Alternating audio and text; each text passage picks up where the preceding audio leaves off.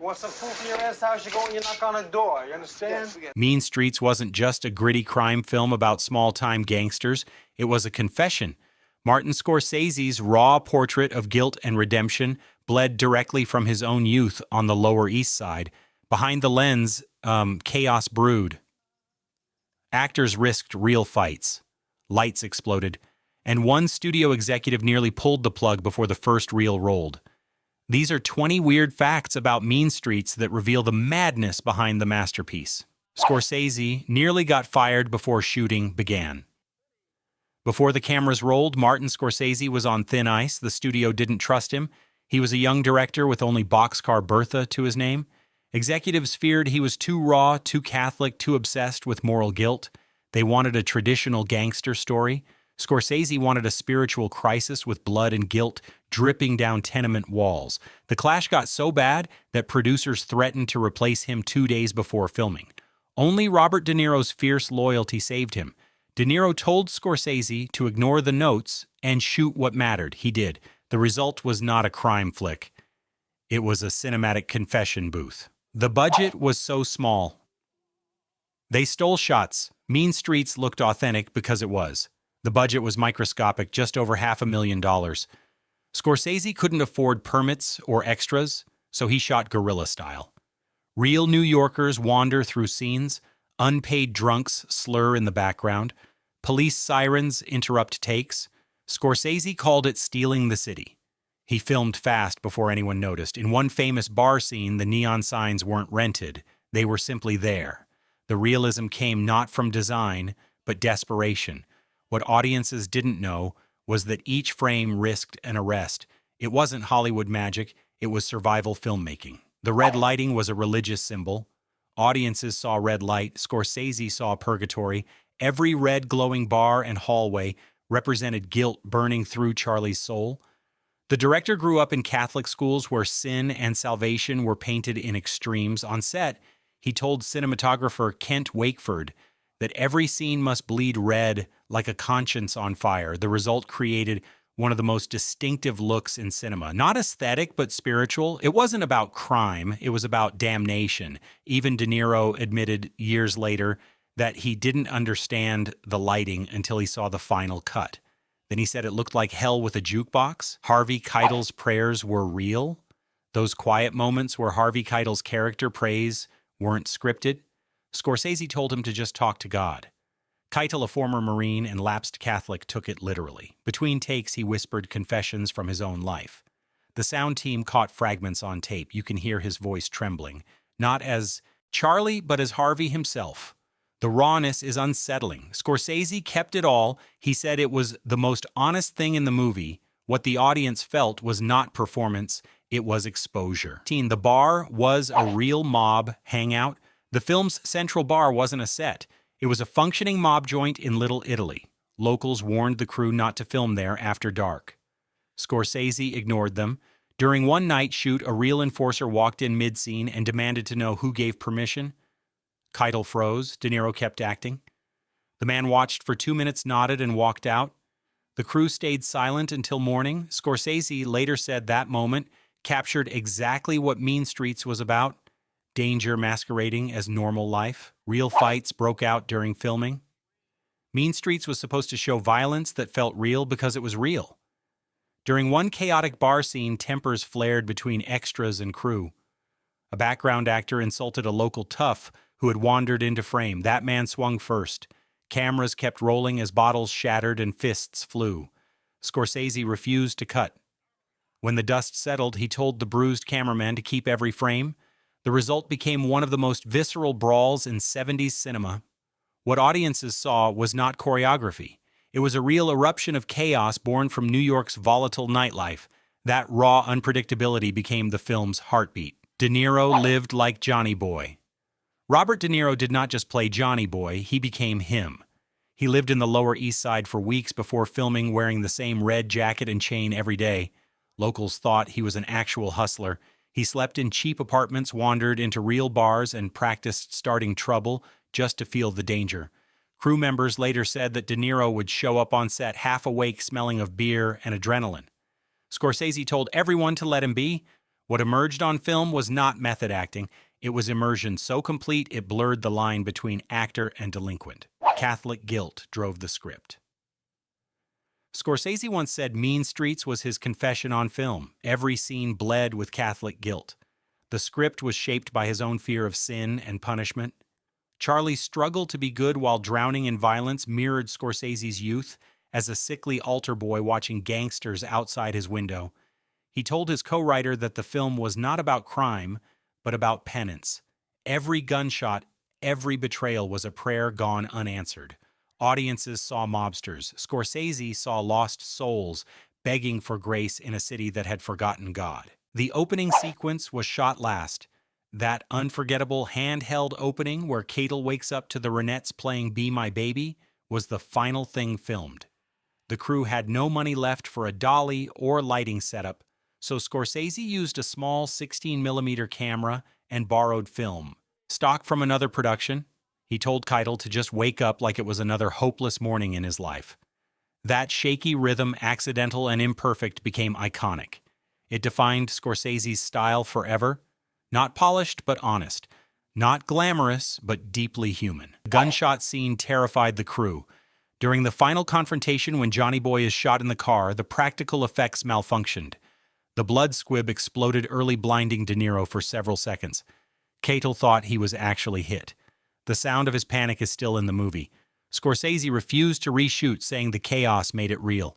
The crew stood in stunned silence as De Niro ripped the fake blood off his face, gasping for air. What the audience witnessed was not cinematic perfection, it was controlled disaster filmed by a man who believed truth was worth the risk. Scorsese used real street gangs for extras.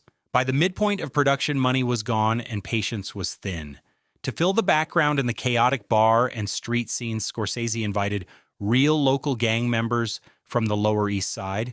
They were not actors, they were men who actually carried knives and knew the streets better than the crew. They drank for real, they argued for real. During one late-night shoot, a fight between extras nearly spilled into an actual stabbing before De Niro stepped between them. The raw tension on screen was not rehearsed, it was lived.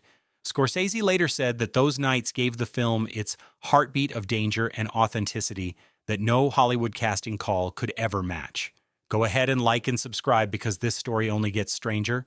The next few facts reveal family secrets, gunfire on rooftops, and a director who put his own mother in the crossfire of cinema history. Scorsese's mother stole the show. Catherine Scorsese was never meant to be in the movie. She was simply visiting her son on set when a key extra failed to show. Marty told her to step in and serve dinner in the background of a tense scene. The result was so natural, so warm, that it stole the moment entirely. Her small role as an Italian mother grounding the chaos with food and love became iconic. Crew members recalled that the cast relaxed whenever she appeared. She fed everyone between takes using real pasta from her home. Years later, critics said her brief moments embodied the humanity behind the violence. In a film filled with guilt and blood, she represented redemption through family and care. Police tried to shut the shoot down. Because the crew had no permits and often filmed gunfire in public spaces, New York police were constantly interfering. One night during a rooftop chase scene, officers stormed the set thinking a real shooting was underway. Keitel was tackled and nearly arrested. Scorsese had to explain to the sergeant that they were filming a movie with toy guns and fake blood. The chaos caused such tension that Scorsese changed his filming method afterward. He began shooting interior scenes first, before daring to step outside again. Those encounters with law enforcement made him paranoid, but they also gave the film its nervous energy. You can feel that fear vibrating through every frame. Catel suffered real burns on set.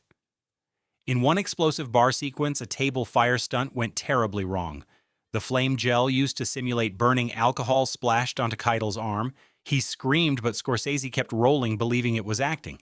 When the fire was finally doused, Keitel had second-degree burns. Instead of halting production, he wrapped his arm and kept shooting. The next day, his bandaged limb became part of Charlie's look in later scenes. That injury added another layer of exhaustion to his performance. The agony you see in his eyes is real pain, disguised as devotion to craft. Scorsese later admitted that he felt both guilt and awe at Keitel's commitment. The soundtrack nearly got the film banned. The use of rock music in Mean Streets was revolutionary, but it nearly doomed the film.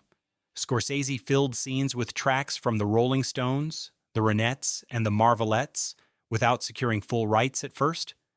The studio panicked when the licensing costs exceeded the film's total budget. Lawyers warned that release could be blocked unless payments were cleared. Scorsese pleaded with the musicians, directly explaining that their songs gave his story soul. Most agreed to lower fees after seeing early cuts. Without that mercy, the movie might never have been released. The fusion of doo-wop gospel and rock became the rhythm of Scorsese's entire career. Every pulse of sound in Mean Streets carries rebellion, sacrifice, and salvation. Scorsese's faith collapsed during filming. While making Mean Streets, Martin Scorsese faced a spiritual collapse. Raised in strict Catholic tradition, he poured his doubts into the film, but the process tore him apart. He confessed to friends that he no longer knew where faith ended and guilt began. During one late-night edit session, he reportedly wept after watching the scene where Charlie holds his hand over fire, whispering to God. Scorsese said it felt like his own test of salvation. Crew members noticed him spending hours alone after shooting, pacing between reels of film and religious icons. He later admitted that Mean Streets was not a gangster story at all. It was an argument with heaven filmed through smoke, neon, and blood. Studio executives wanted to cut De Niro. Before release, Warner executives demanded that Robert De Niro's character, Johnny Boy, be toned down.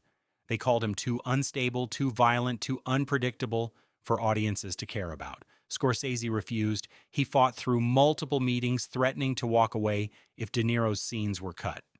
The final showdown came during a test screening where viewers erupted with applause whenever Johnny Boy appeared. That reaction silenced the studio.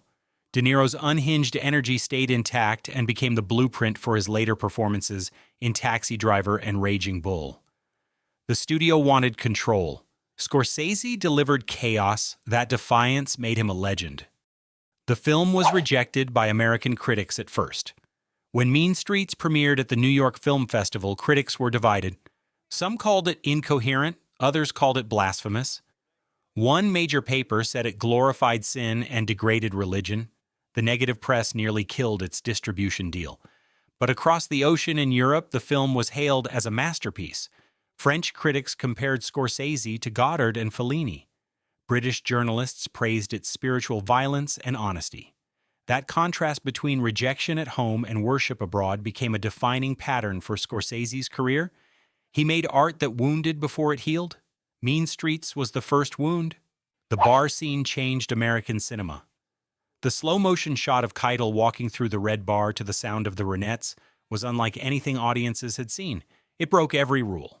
Pop music in gangster cinema was taboo. Scorsese used it like a heartbeat. The lighting burned crimson, the rhythm pulsed with danger and desire. That single scene rewrote visual language for an entire generation of filmmakers. Directors from Tarantino to PTA have called it the moment they understood style as storytelling. What looked like a walk through a bar was really a descent into temptation. The film saved Scorsese's career. Before Mean Streets, Martin Scorsese was nearly finished in Hollywood. His earlier projects had failed and no studio trusted him. After the film premiered, Francis Ford Coppola called it the future of American cinema. John Cassavetes told him that he finally made something true. The praise reignited Scorsese's career and opened doors to Taxi Driver, Goodfellas, and beyond. Mean Streets was not a hit at the box office, but it was the explosion that rebuilt modern filmmaking. From its ashes rose a director who would redefine what truth on screen could look like. Bonus fact, a real murder shadowed the film. While shooting the final car ambush scene, Scorsese received word that a local man who had advised on the film's gang dialogue was found dead in the same neighborhood. The parallels were chilling. The man's death echoed the movie's ending almost frame for frame. Scorsese later admitted that it haunted him for years and that the tragedy blurred his understanding of where fiction ended. He said that after Mean Streets, he stopped believing cinema was safe. Art and life had merged too perfectly and too painfully. Mean Streets began as a low-budget gamble and became a revelation that shaped generations. It turned sin into poetry and confession into cinema. Scorsese's camera baptized the streets of New York in blood, guilt, and grace. If these truths from the alleys of Little Italy shook you, hit like and subscribe, because the next story will take you even deeper into the shadows where art and danger meet.